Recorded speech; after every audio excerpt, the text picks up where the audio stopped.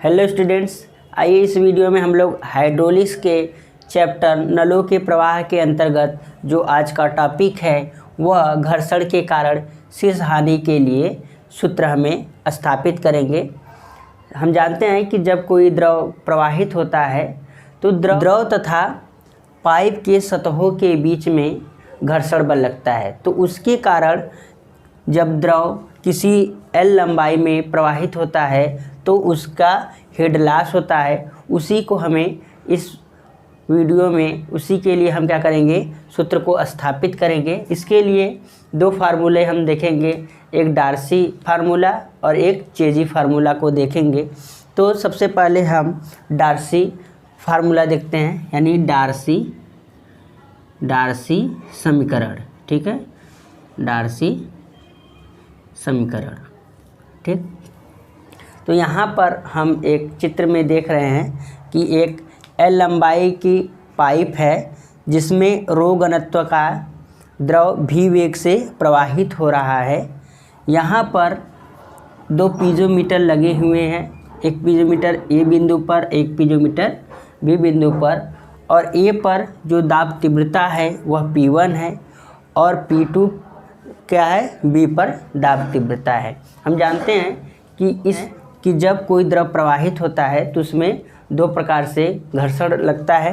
पहला तो द्रवों के सतहों के बीच में एक घर्षण बल लगता है जिसके कारण ऊर्जा हानि होती है, और दूसरा कहाँ पर लगता है, द्रवों तथा पाइप के सतहों के बीच में घर्षण बल लगता है। तो इस वीडियो में हम लोग द्रवों तथा जो पाइप का सतह है उसके बीच में जो घर्षण के कारण शीर्ष हानि है उसको हम देखेंगे। यहाँ पर बात ध्यान देने वाली है, जो हम कौन सा घर्षण बल की बात कर रहे हैं। यहाँ पर जो द्रव और पाइप के सतहों के बीच में घर्षण बल लग रहा है उसके कारण जो शीर्ष हानि होगी उसको हम फाइंड करेंगे डार्सी समीकरण से। तो पहले हम इस चित्र में जो दिया है उसको हम लिख लेते हैं। ठीक है, तो माना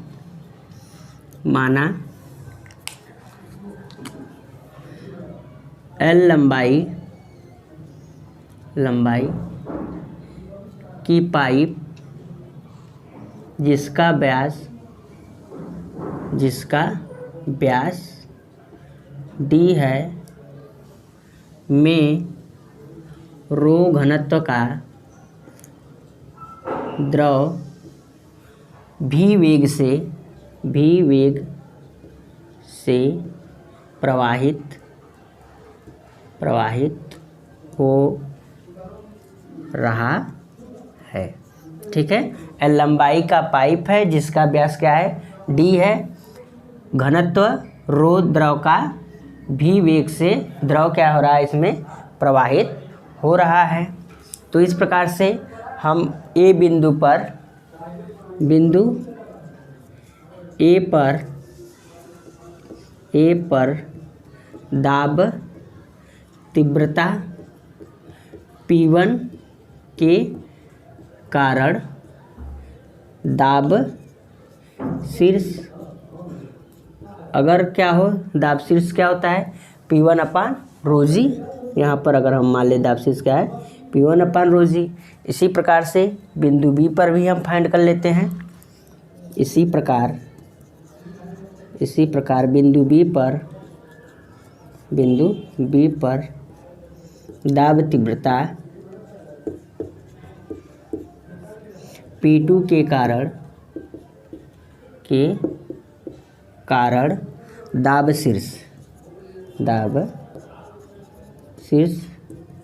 P2/ρg। तो यहाँ से पर हम देख रहे हैं कि दाब तीव्रता अधिक है और यहाँ पर कम है, तो इसके कारण द्रव L लंबाई तक प्रवाहित होता है। तो द्रव तथा पाइप के सतहों के बीच घर्षण के कारण शीर्ष हानि कितना मान लेते हैं, HF है। घर्षण के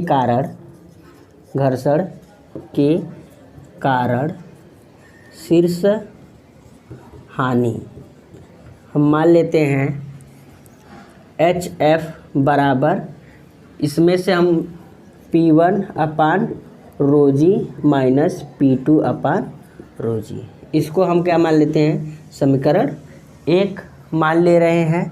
यह क्या है, जो HF आया है यह घर्षण के कारण शीर्षहानि, किस घर्षण की हम बात कर रहे हैं, जो द्रव और पाइप के सतहों के बीच में घर्षण लग रहा है। जो घर्षण के कारण शीर्षहानि HF बराबर P1/ρg माइनस P2/ρg, यह जो मिला हमें द्रव तथा पाइप के सतहों के बीच में घर्षण बल के कारण है। अगर हम मान लेते हैं जैसे जो पाइप में द्रव प्रवाहित हो रहा है उसके एकांक क्षेत्रफल पर घर्षण के कारण जो घर्षण बल निकाल लें, घर्षण प्रतिरोधी बल, ठीक है। तो अब पाइप के भीगी सतह की इकाई क्षेत्रफल पर घर्षण प्रतिरोध बल, यानी कि ये जो पाइप है इसके इकाई क्षेत्रफल पर जो घर्षण प्रतिरोध बल होगा R, यह गतिज ऊर्जा के अनुक्रमानुपाती होगा, गतिज प्रोपोर्शनल गतिज ऊर्जा।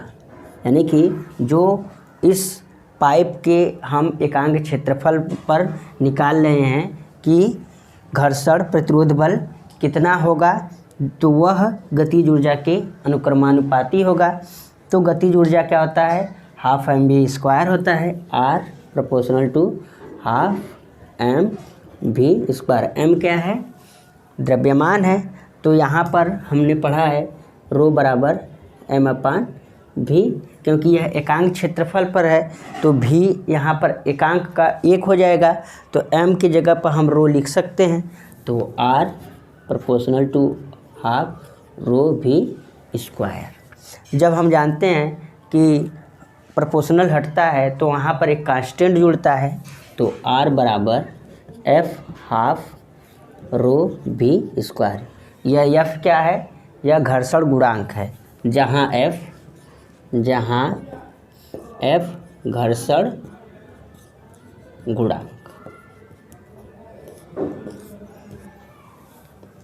ठीक है। तो इस प्रकार से हमें इकाई क्षेत्रफल पर घर्षण प्रतिरोध कितना प्राप्त हो गया, R बराबर f हाफ ρv²। यह एकांक क्षेत्रफल पर है। अब हम L लंबाई पर घर्षण बल निकाल लें।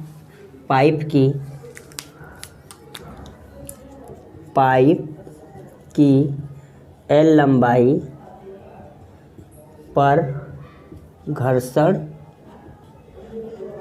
बल बराबर R गुणे भीगी पाइप की भीगी सतह का क्षेत्रफल, ठीक है।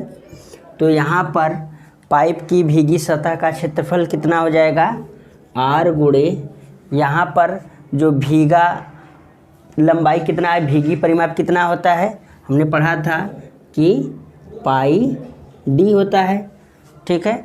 और इसकी लंबाई क्षेत्रफल क्या होता है, इसका जो यह डायमीटर है उसका परिधि और उसकी लंबाई का जब हम गुणा कर देंगे तो वही इसका क्षेत्रफल निकल जाएगा, तो पाई d गुणे L। तो इस प्रकार से हमें क्या मिल गया, R गुणे पाई d L। अब R की वैल्यू हम यहाँ से रख दे रहे हैं तो क्या हो जाएगा, यहाँ पर देख रहे हैं IR बराबर का है हाफ f ρv²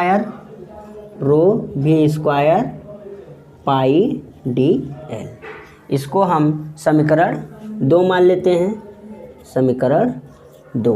प्रकार से जो समीकरण 2 हमें प्राप्त हुआ है, यह घर्षण बल इस L लंबाई में जो पाइप का भीगा क्षेत्र है उसके कारण यह घर्षण बल प्राप्त हुआ है। अब हम बिंदु A पर P1 के कारण दाब बल निकाल लें, ठीक है। अब बिंदु A पर P1 दाब तीव्रता के कारण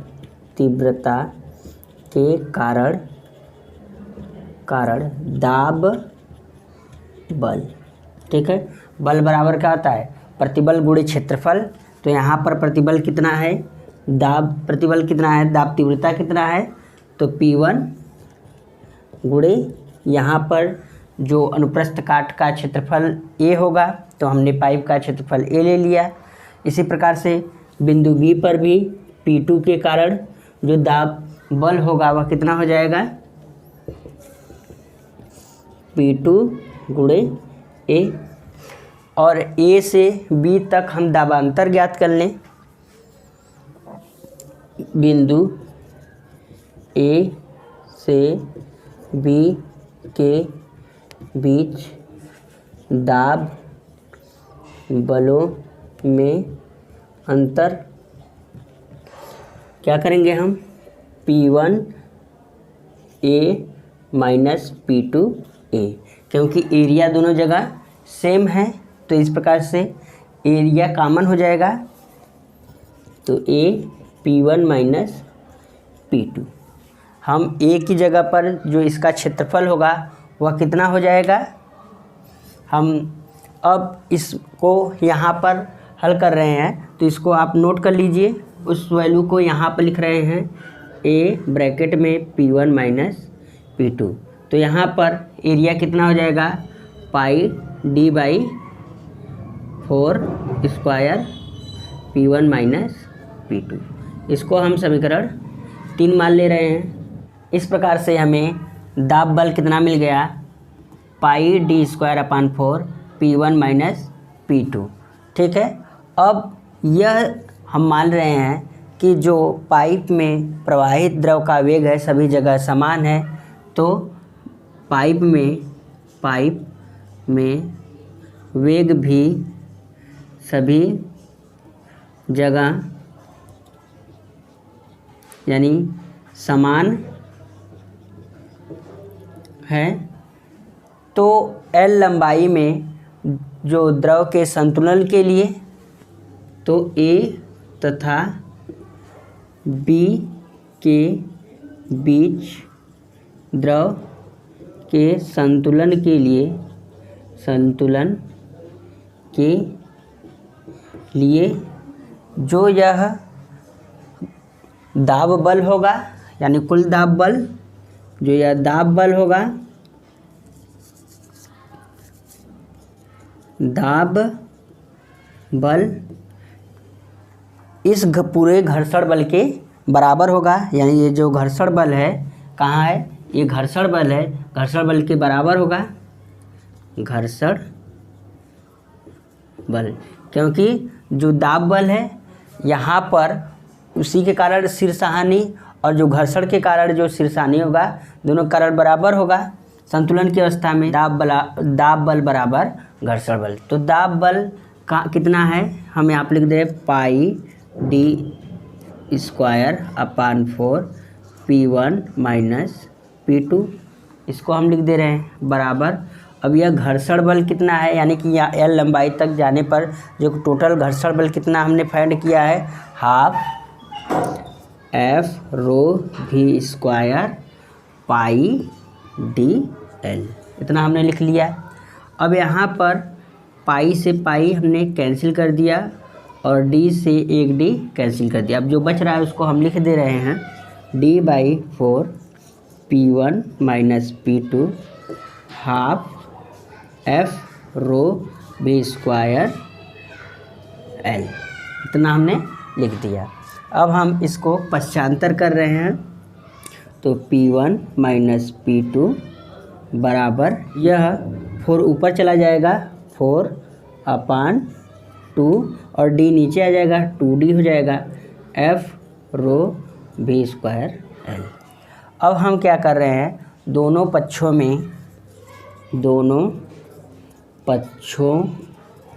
में रोजी से भाग देने पर, हम दोनों पक्षों में क्या करें, रोजी से भाग दे दें। रो क्या है, जो प्रवाहित द्रव है उसका घनत्व है, तो P1 अपान रोजी हो जाएगा माइनस P2 अपान रोजी हो जाएगा हाफ, यानी कि यहाँ पर 4 अपान 2D F rho V square L अपान रो जी, तो रो से रो कैंसिल हो जाएगा। और यहाँ पर हम देख रहे हैं P1 अपान रो जी माइनस P2 अपान रो जी, यह किसके बराबर है, HF के बराबर है, यानी कि घर्षण के कारण शीर्षहानि के बराबर है। तो यहाँ पर HF बराबर क्या बच जाएगा, HF बराबर 4FLV² अपान 2GD। तो इस प्रकार से घर्षण के कारण जो हमें शीर्षहानि होगी वह कितना होगा, 4FLV² अपान 2G। यह कि इसी को क्या बोलते हैं हम, डार्सी समीकरण। डार्सी समीकरण यह लेमिनार तथा टर्बुलेंट फ्लो दोनों के लिए है। तो इस प्रकार से हम किसी प्रवाहित द्रव में घर्षण के कारण शीर्षहानि इस फार्मूले से निकाल सकते हैं, डार्सी समीकरण से निकाल सकते हैं, HF बराबर 4FLV² अपान 2GD। तो इस प्रकार से हमने देखा कि अगर कोई द्रव प्रवाहित हो रहा है तो द्रव तथा पाइप के सतहों के बीच में घर्षण के कारण जो शीर्षहानि होगा हम डार्सी समीकरण से फाइंड कर लेंगे। अब आइए हम लोग चेजी सूत्र को देखते हैं, चेजी फार्मूला को। हम डार्सी समीकरण पढ़ लिए। डार्सी समीकरण क्या होता है, शीर्षहानि बराबर यानी घर्षण के कारण शीर्षहानि बराबर 4FLV² अपान 2GD। ठीक है। अब यहाँ पर हम वेग निकालना चाहते हैं, ठीक है, तो क्या हो जाएगा, HF बराबर,